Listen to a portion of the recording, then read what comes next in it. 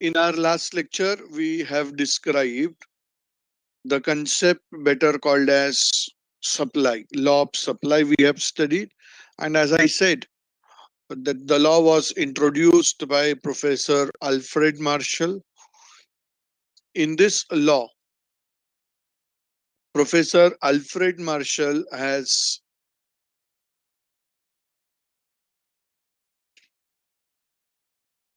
established the relationship between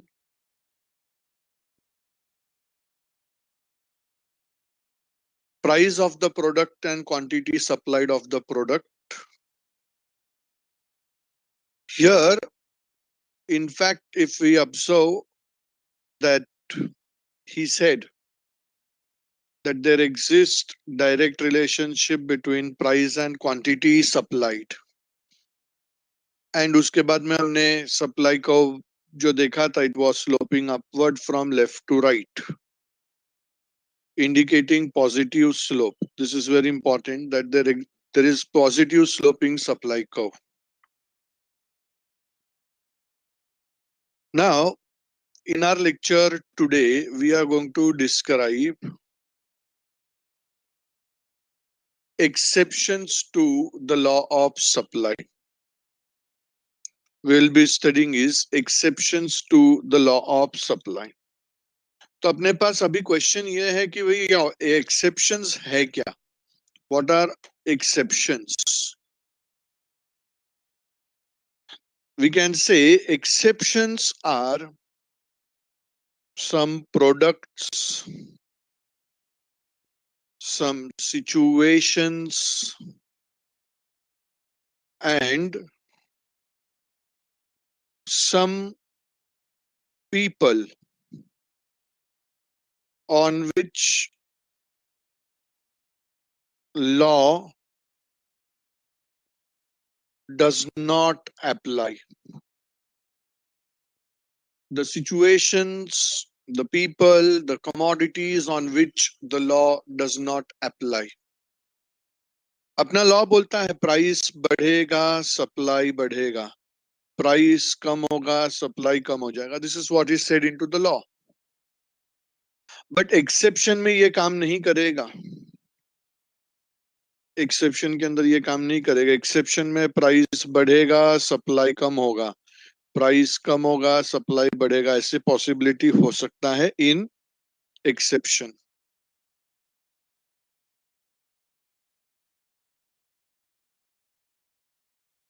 okay, तो let us describe the concepts of exceptions to the law.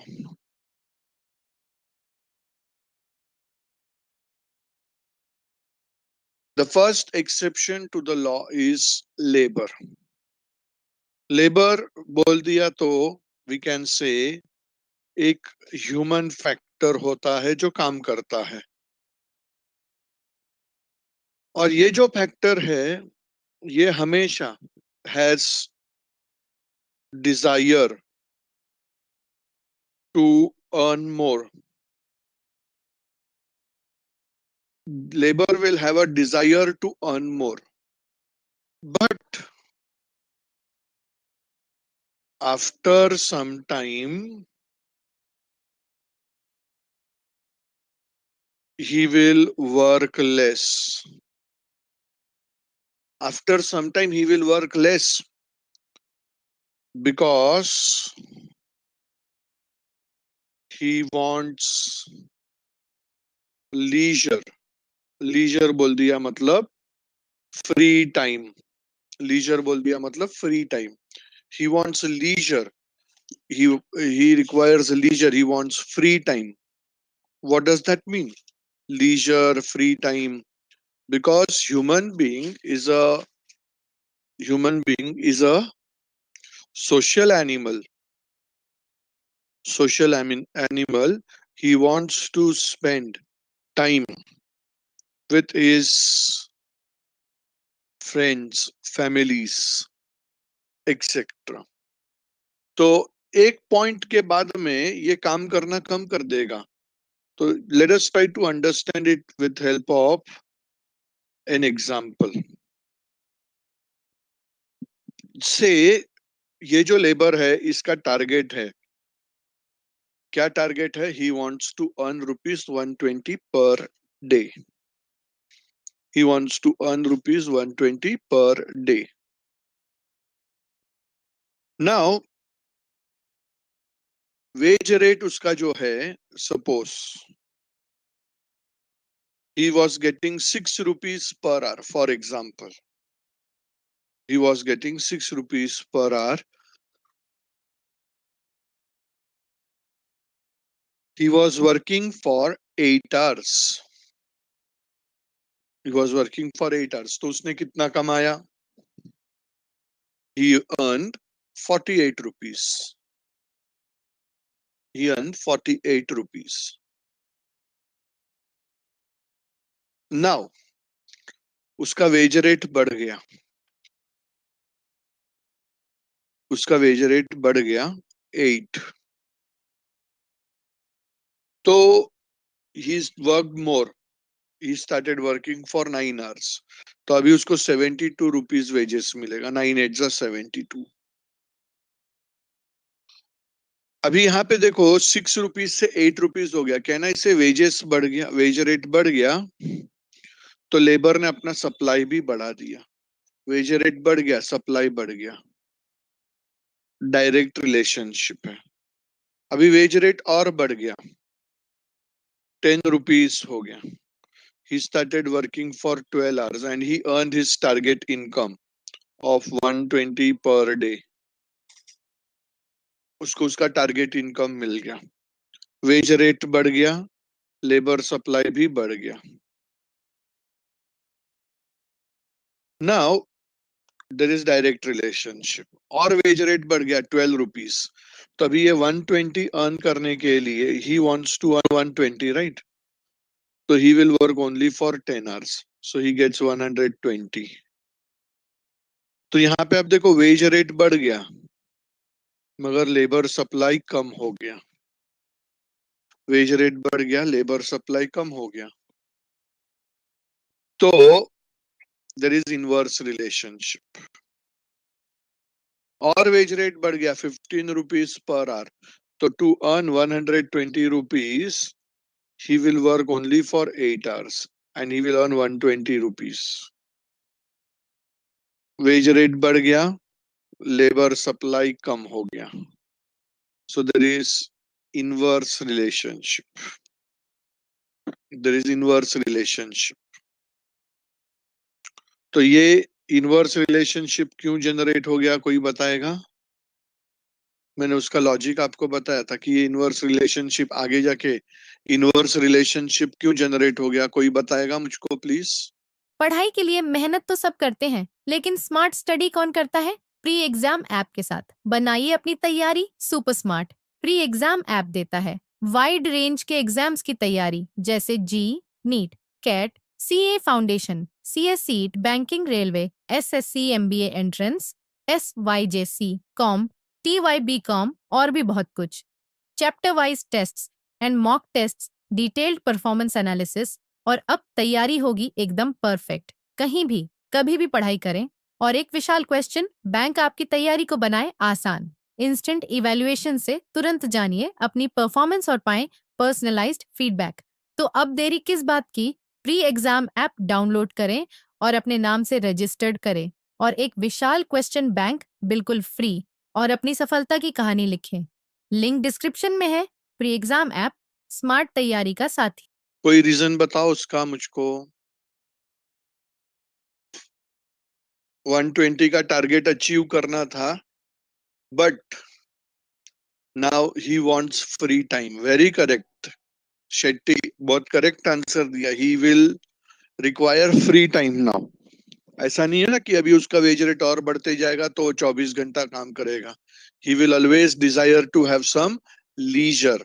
he will have he wants to have some leisure, and therefore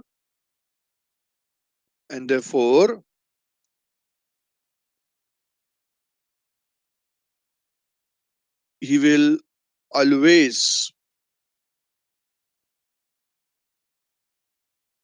he will always reduce after some one particular point of time.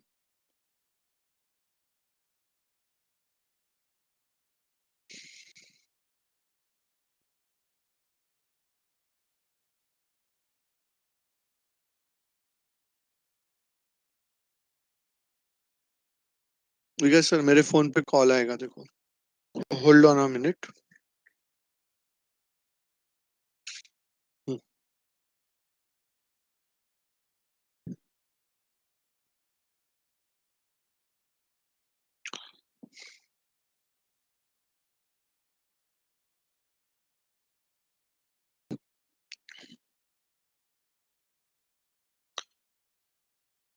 Okay. Now another exception to the law. Another exception to the law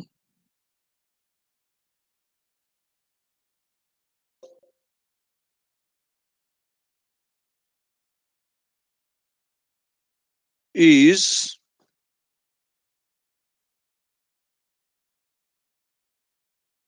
agricultural goods.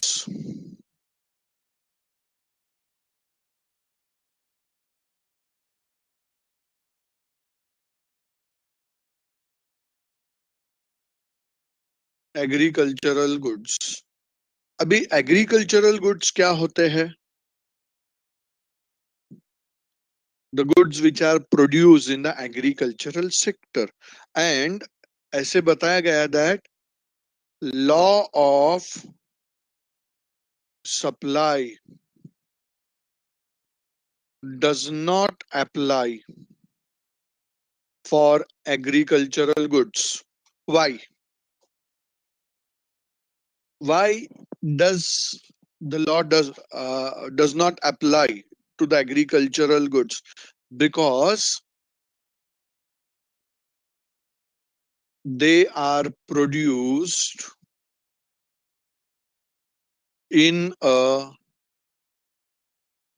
specific season.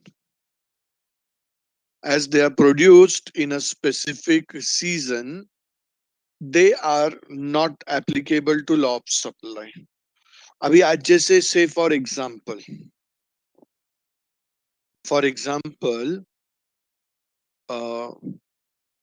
suppose agricultural goods अभी monsoons में produce होते हैं, but suppose इस बार कुछ कम बारिश हुआ या बहुत ज्यादा बारिश हुआ, will it affect agricultural production? अगर कम बारिश हो गया या बहुत ज्यादा बारिश हुआ, will it affect agricultural production? Yes or no? Yes. दोनों वजह से क्या होगा? एग्रीकल्चरल प्रोडक्शन का क्या होगा दोनों वजह से? What will happen? Agricultural production will be less, or people say it would be down. Down हो जाएगा, कम हो जाएगा प्रोडक्शन. अभी प्रोडक्शन कम हो जाने की वजह से एग्रीकल्चरल गुड्स के प्राइस बढ़ेंगे. एग्रीकल्चरल गुड्स के प्राइस बढ़ेंगे, बट क्या फार्मर उसका सप्लाई बढ़ा सकेगा? प्राइस बढ़ेगा, क्या फार्मर उसका सप्लाई बढ़ा सकता है? नहीं बढ़ा सकता है. क्यों? क्योंकि प्रोडक्शन ही कम हो गया. Are you getting that concept? इसके लिए इसके ऊपर लॉ काम नहीं करेगा. तीसरा एक्सेप्शन है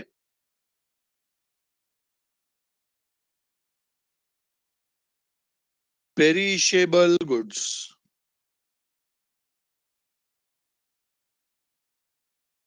पेरिशेबल गुड्स मतलब the goods which are having short life, जैसे वेजिटेबल्स, फ्रूट्स, मिल्क, एक्सेट्रा. आप लोग मार्केट में तो जाते रहोगे, ऐसा एज्यूम करता हूं मैं, कभी कभी गलती से. अभी आप लोग जब मार्केट में जाते हो, to purchase vegetables, for example, वो fresh vegetables, leafy vegetables, मेथी, पालक and other leafy vegetables आप लेने को गए. आप सुबह सुबह में जाओ and आप शाम को जाओ उस मार्केट में. Do you find any difference? सुबह जाओगे, शाम को जाओगे, कुछ डिफरेंस रहेगा? क्या डिफरेंस रहेगा? यस, आप लोग यस बोल रहे हैं. क्या डिफरेंस रहेगा?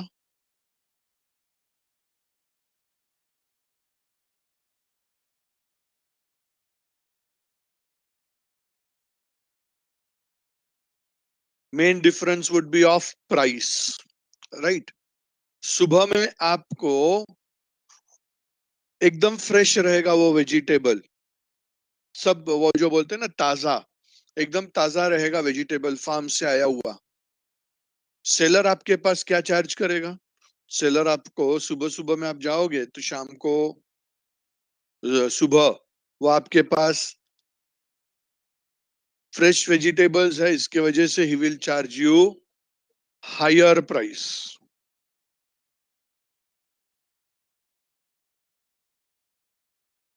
Will charge you hire price. But वही वेजिटेबल के लिए अगर आप सेम सेलर के पास शाम को जाओ तो क्या होगा? वही वेजिटेबल के लिए सेम सेलर के पास आप शाम को जाओ, क्या होगा?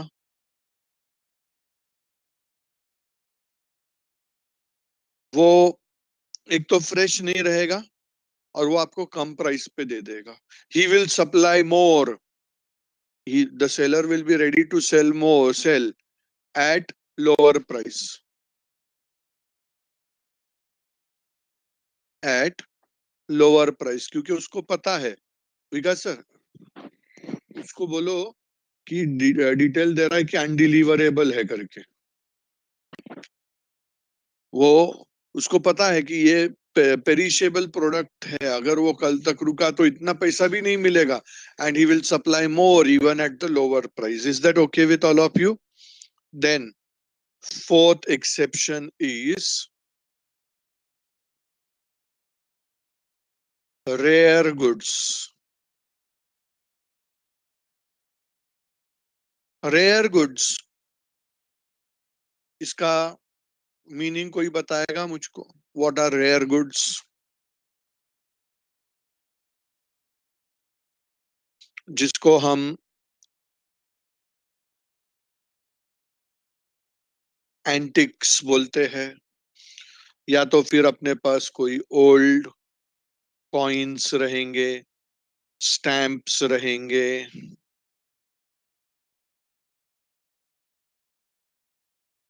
paintings, etc.